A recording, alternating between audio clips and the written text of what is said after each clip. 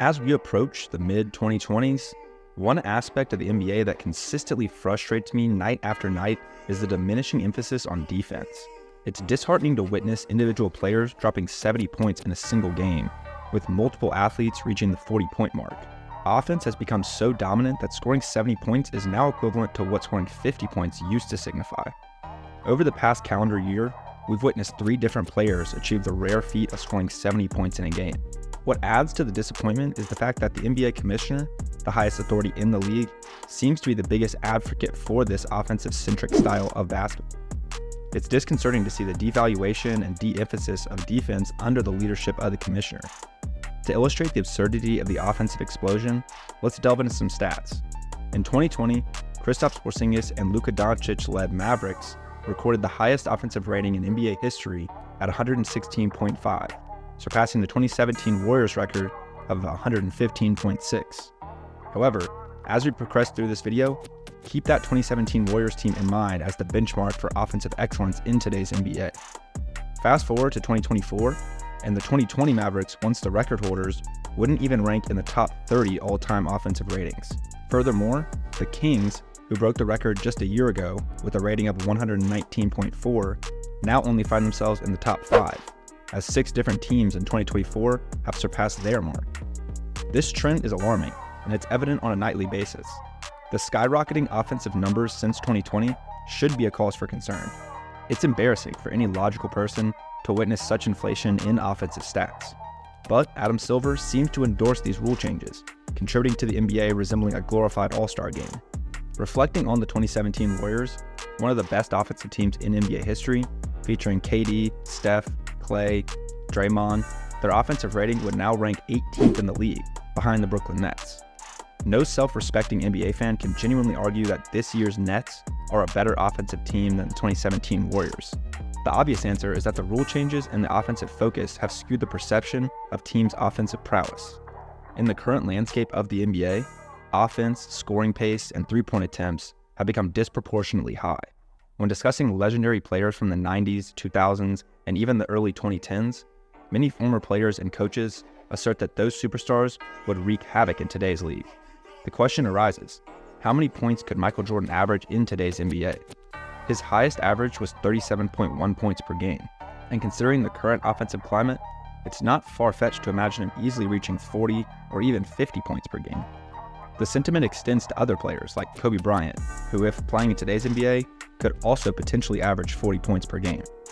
Contrary to the defensive focus, rule variations, and different style of play in the past, the modern NBA witnesses players either putting in half-hearted defensive efforts, coasting until the playoffs, or sitting out with questionable injuries. This alone suggests that iconic players like MJ and Kobe could have significantly higher scoring averages in today's league. To delve into the numbers, let's look at Joel Embiid, currently the leading scorer in the NBA with 36.1 points per game. But when you compare his scoring output to his team's overall points, he is responsible for 30.1% of the Sixers' scoring. In contrast, Kobe Bryant in 2006, during a more defensively focused era, averaged 35.4 points per game and accounted for 35.6% of his team's scoring. Going back further to Michael Jordan in 1987, who averaged 37 points per game, he was responsible for 35% of the Bulls' overall scoring. These figures showcase that today's scoring is inflated and overrated compared to the past. If you do a direct comparison comparing MJ and Kobe playing on Embiid's current Sixers team and still being responsible for 35% of the scoring, it would mean that these two players on the Sixers could average an astonishing 42.7 points per game. The argument here is not only based on the numbers, but also on the unique scoring traits of MJ and Kobe, particularly their proficiency in scoring in the paint and mid-range, which aligns with the open spaces available in today's NBA, where defense is primarily focused on guarding the three-point line. Just take a look at MJ at age 35 in 1998. Not the same athletic force he once was, but still dominating in both the paint and mid-range, averaging 6.8 points per game in the paint on 61% shooting and 11.6 in the mid-range at 43% shooting. Kobe in 06 mirrors this closely, 6.8 points in the paint and 10.4 in the mid-range. The significance lies in their unique skill sets, not only for their time, but especially in today's NBA. The reason this matters is that if MJ and Kobe were putting up roughly 17 to 18 points inside the arc in their eras with legit big men and limited spacing, their game would translate even better in today's league. Look around the NBA today. Where are the Hakeem Olajuwons, Shaqs, or Alonzo Mournings dominating the paint?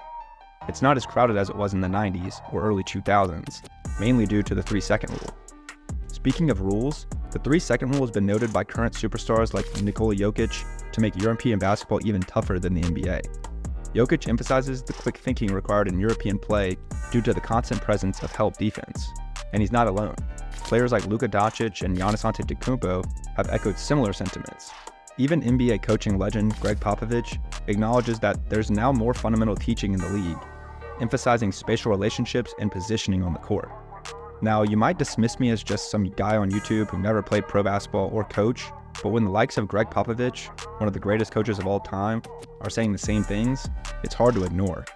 The NBA, with its unparalleled talent and athleticism, might be second to none, but when it comes to basketball skills, fundamentals, and adherence to the rules, some believe it's lagging behind.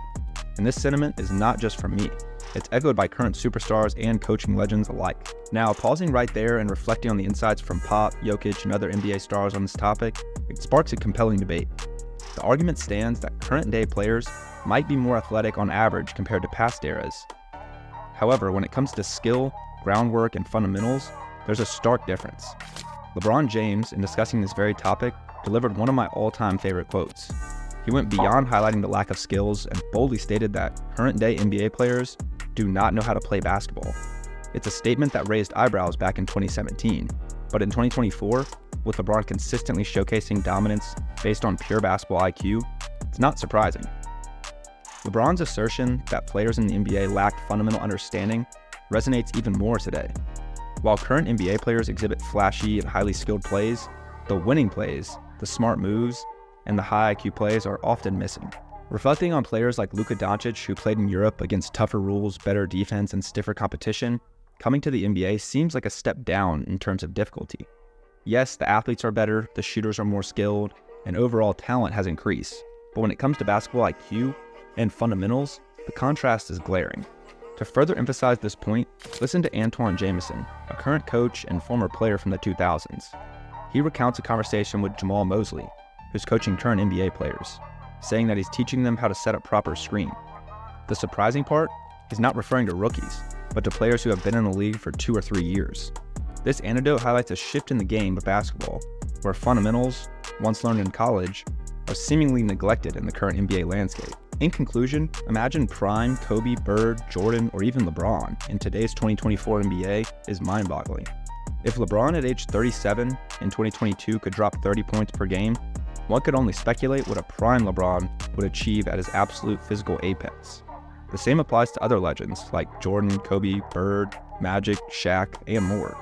Unfortunately for them, the NBA they played in was tougher, valued defense more, and importantly, didn't have a commissioner quite like the current one. So, as always, thank you for watching. I hope you found this video insightful, and I'll see you in the next one.